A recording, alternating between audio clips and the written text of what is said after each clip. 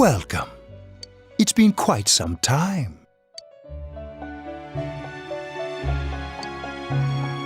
Do not be alarmed. You are fast asleep in the real world. I have summoned you within your dreams.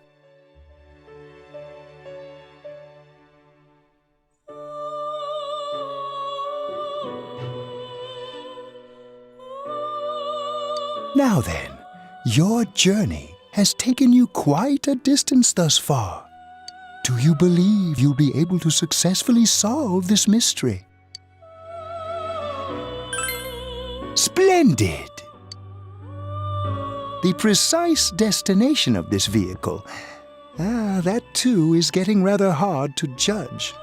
If we continue driving blindly, we may end up leading you further away from the mystery that you must reach. Well, why don't we take a moment to look back on your journey?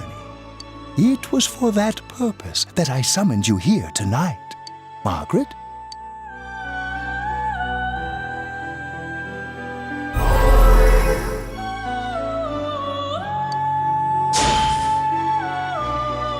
We are experiencing the words engraved into your memory during your journey.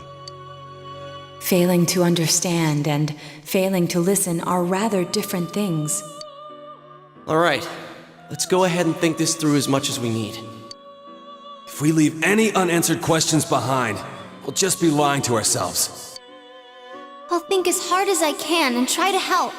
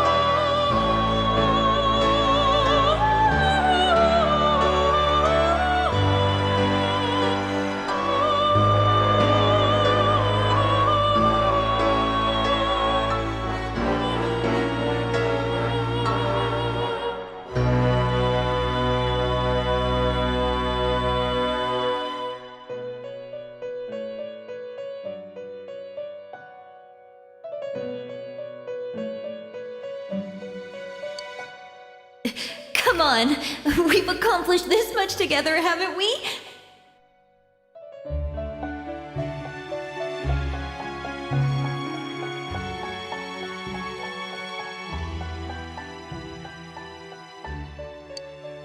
Right. Together.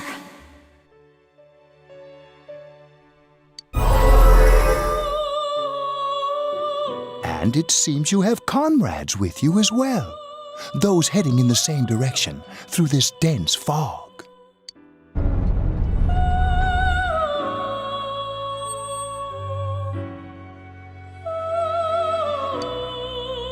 We'll be parked for the moment while I confirm our current heading.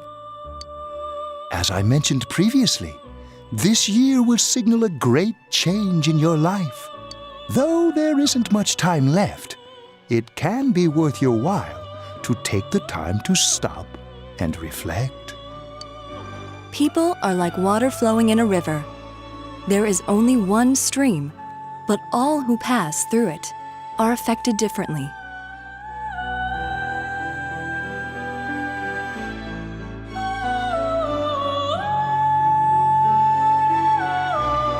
Some travel fast.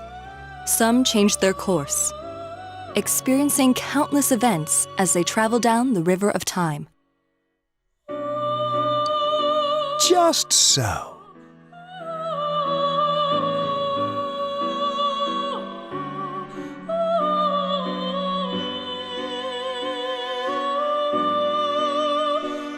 The state of this room reflects the scenery of your heart.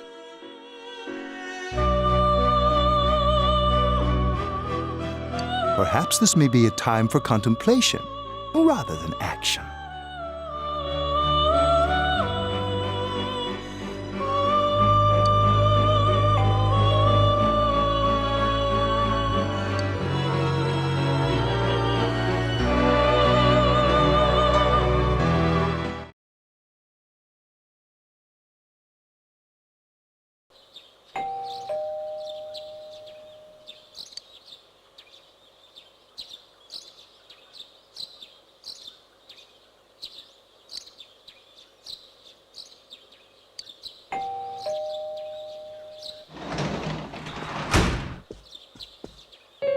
Teddy's missing.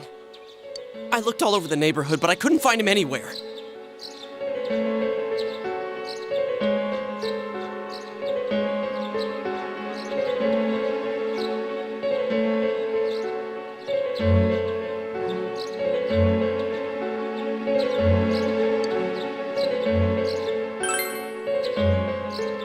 Yeah, me too. He was acting all weird lately. Rise and the others are checking inside the TV to see if he's gone back to the other side. We're meeting pretty soon, so will you come with me to Jeunesse?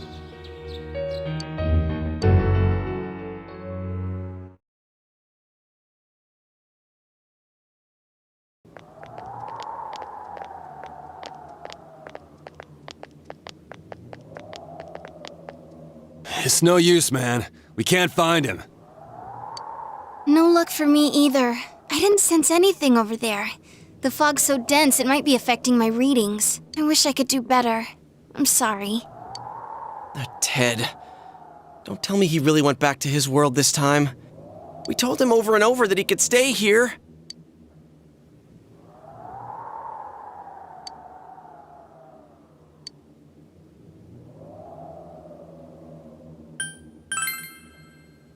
I guess that's all we can do right now. He plays dumb a lot, but he's attached to us deep down.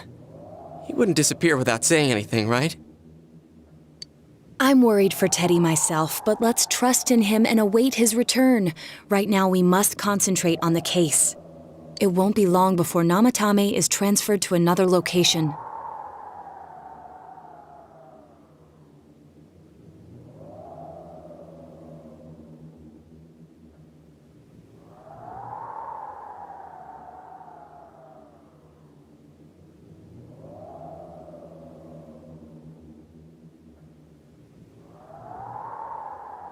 We must hurry, or we will miss our only chance to get his perspective on this. You know, I've been thinking about the case since, but something just doesn't seem right.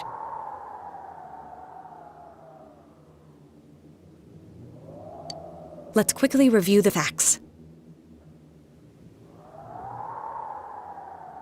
Of all the victims, only 2 were killed, Miss Yamano the announcer and Saki-san. From the documents we found in the car, we know Namatame had some sort of dealings with them. After that, there were multiple attempted murders in which we were targeted. It was only when he took Nanako-chan that we caught him in the act, identifying his modus operandi in the process.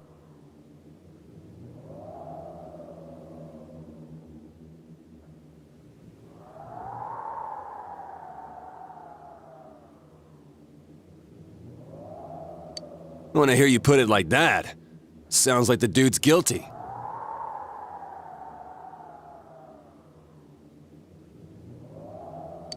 As a result of Namatame's arrest, the police admitted that Mitsuo Kubo was a mere copycat killer. Back up to yesterday. Remember when you said Namatame didn't have a motive to kill the announcer? That's what's bothering me. Right. Either he's completely nuts, or we're misunderstanding something.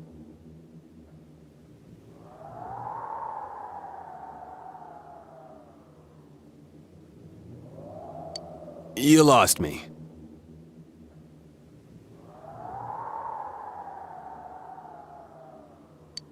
She's trying to say that if Namatame is sane, then there may be facts in the case we don't know about yet. Sane or insane? Sounds like a play I saw before.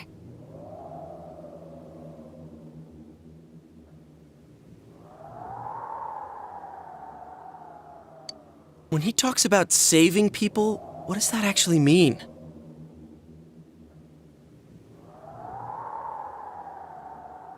I don't think there's any doubt that it includes kidnapping people and throwing them into the TV.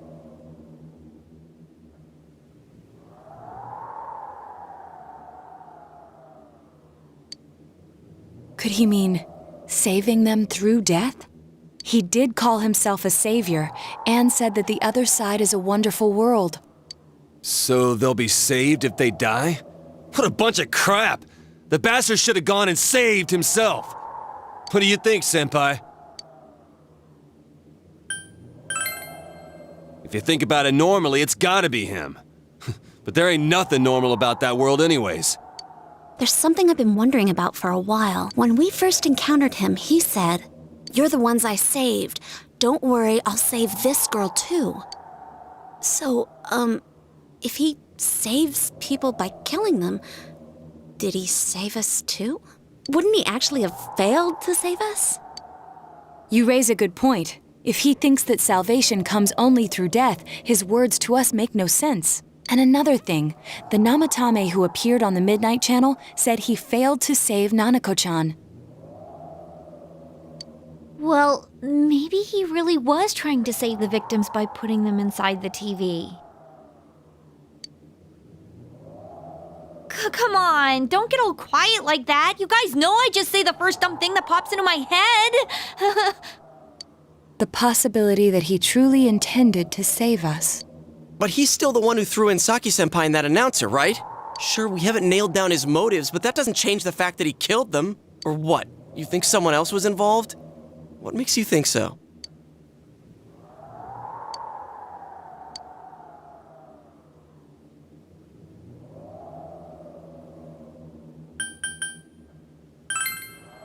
Her alibi?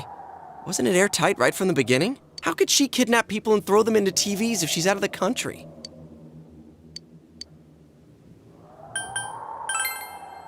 Morning letter? Oh yeah!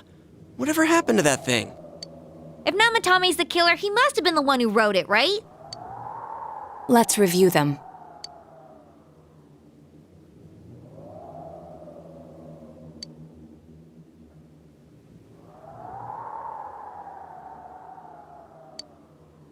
Yes, that's right.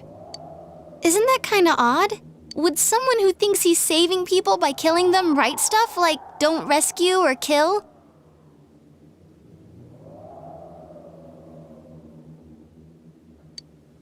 Yeah, and the "will be put in and killed" part doesn't make sense either.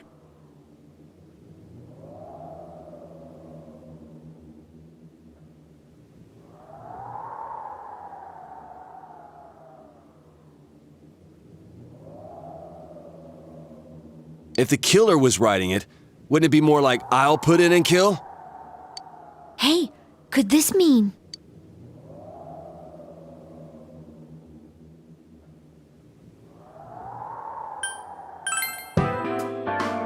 hello? Wasn't your name on the envelope? It's not that there's something wrong with the letter, it's more like someone else wrote it. But only the killer would write such a letter and deliver it to Dojima-san's house, right? If someone else wrote it, that could only mean...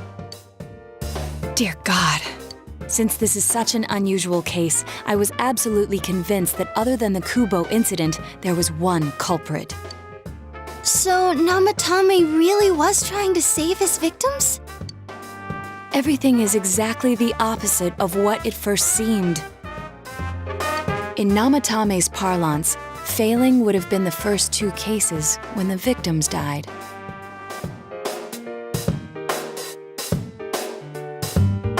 If he had used his method twice and failed both times, he would hardly have continued using the TV, and yet he did.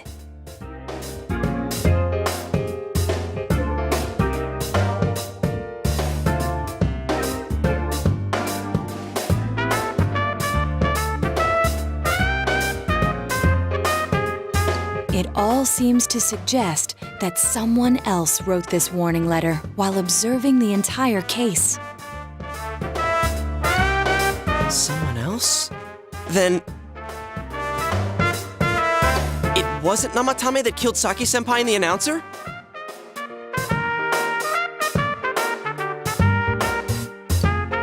We can't say for certain yet. We urgently need to speak with Namatame face to face.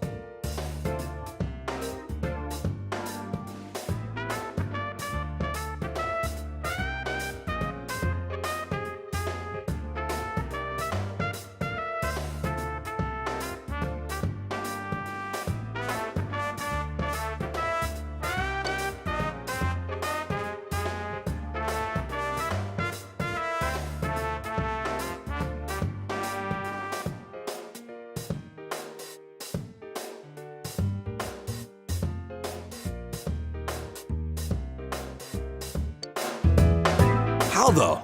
After what happened yesterday, they said they're gonna tighten security.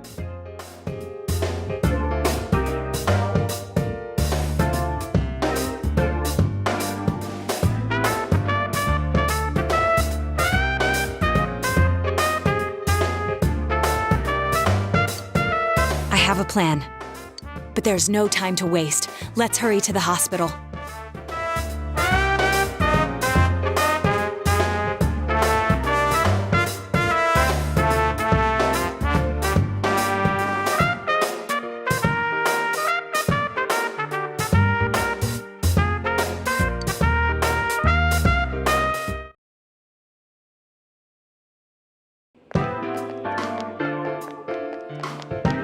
Hey, this place is off limits. I'm a consultant with the police. I'd like a few words with Namatame-san.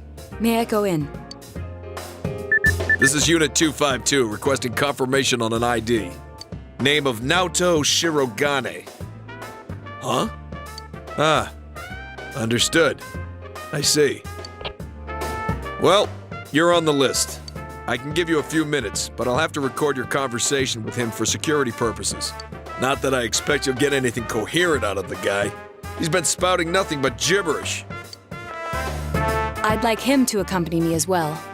He has no identification, but this is an emergency situation, and he's here in Detective Dojima's stead. Huh? Detective Dojima sent him? I wasn't informed of this. I'll vouch for his identity. Well, I guess it's better than dealing with the man himself. We have our hands full with the transport procedures, so the last thing we need is Detective Dojima running wild. Detective Adachi is busy somewhere too. This is Unit 252. Huh? I see. Has something happened? There's something about a suspicious object out in the lobby. Ah, well then, this works out nicely. You should back up your colleagues downstairs. We'll keep watch over Namatame-san. A disturbance in a hospital lobby, after all. It sounds serious. If anything happens, hit the nurse call button. I'll leave the rest to you. Understood. Please be careful. I knew they were undermanned, but I didn't expect it to go this smoothly. Wow! There's nothing much inside that suspicious object, so he won't be gone long. All right, then now's our chance to talk to Namatame.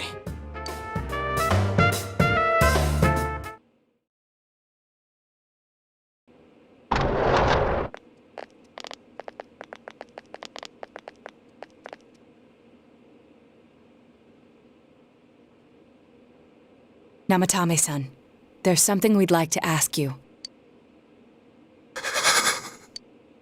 It's tempting to think that you were the culprit behind this entire case. And to be honest, there are many in this town who hope you are. But we are here to learn the truth. So please, answer our questions. Huh?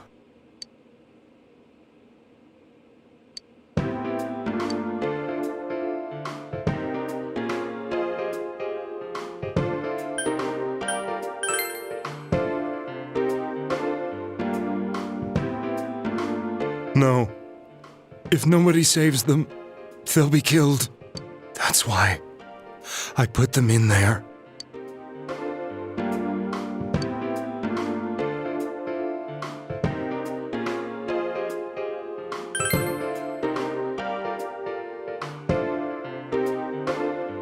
Huh? Me?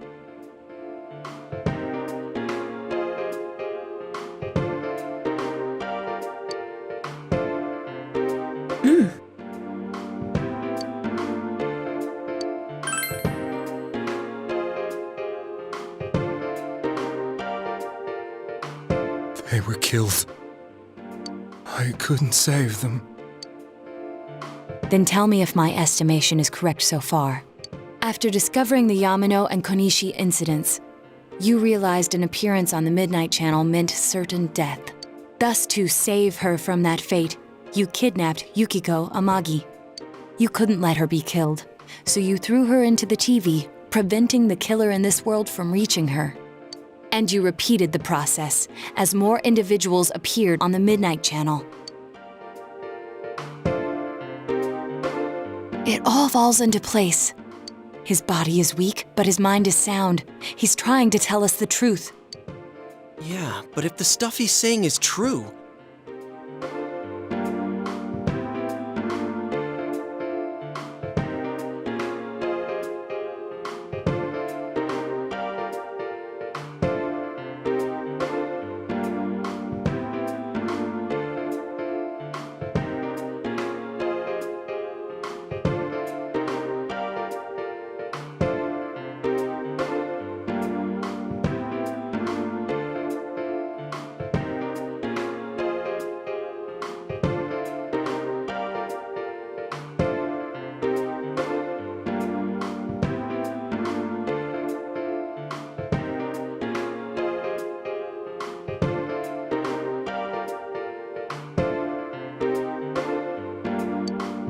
There's another killer who murdered the first two victims?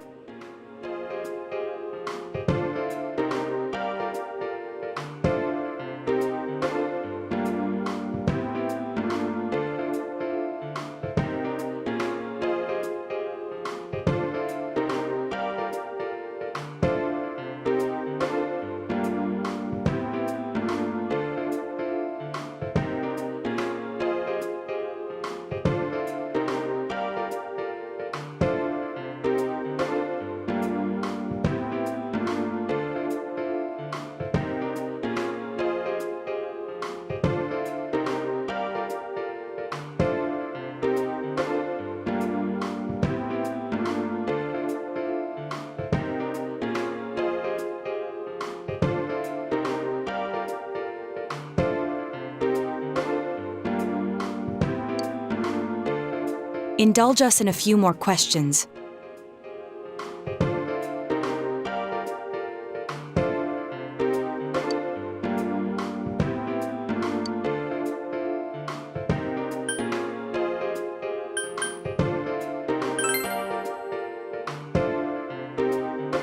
I have no idea. I want to know that too.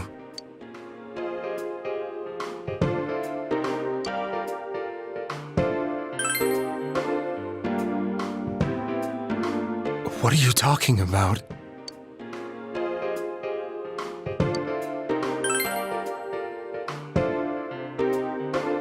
I didn't know. I never thought it would be that kind of place.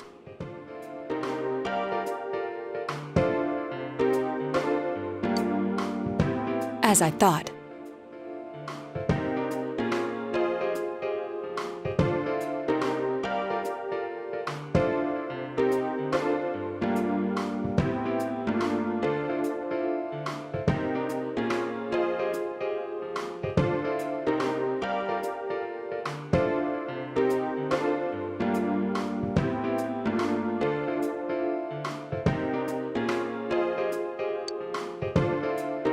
You believe me?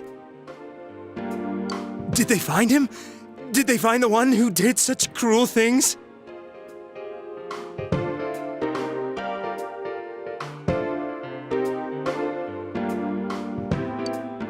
Mayumi. Please calm down. Our ability to find the culprit rests on you.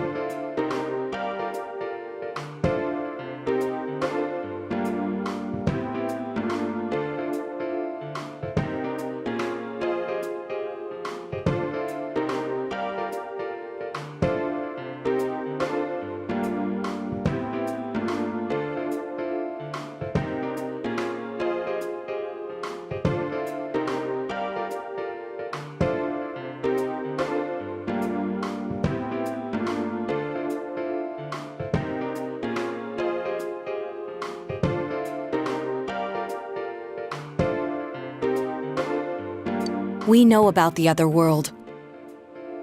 In fact, we're the only ones who can fully understand what you have to say. Only you? We did blame you for everything at first. But now I think we can accept whatever you got to tell us as truth. Please, tell us everything you can, calmly and slowly. You're willing to listen? Do my story?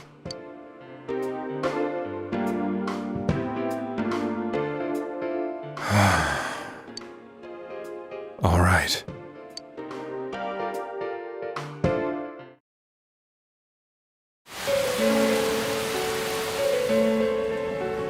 Soon after my affair with Mayumi became common knowledge,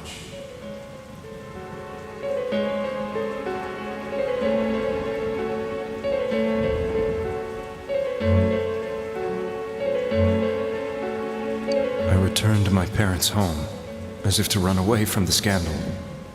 And I started drinking heavily to drown my anxieties.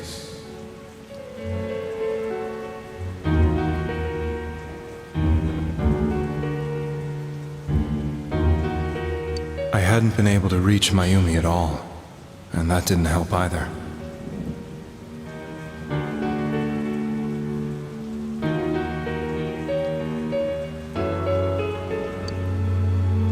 Mayumi, where are you?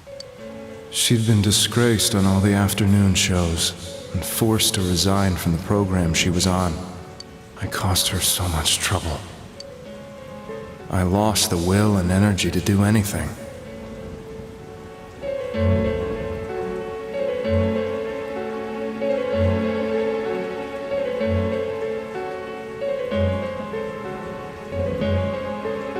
Then, one day, the rumor I heard some time ago came back to me. Since I had nothing better to do, I sat down blankly in front of the TV and watched my own reflection. And all of a sudden, there was Mayumi. Mayumi? Is that you? The Mayumi inside the TV looked as if she was calling to me for help. Mayumi? Mayumi! When I reached out unthinkingly to touch her, my arm disappeared into the TV, as if I had dipped it into a pool of water. I was so shocked that I lost my balance and nearly fell face first into the TV.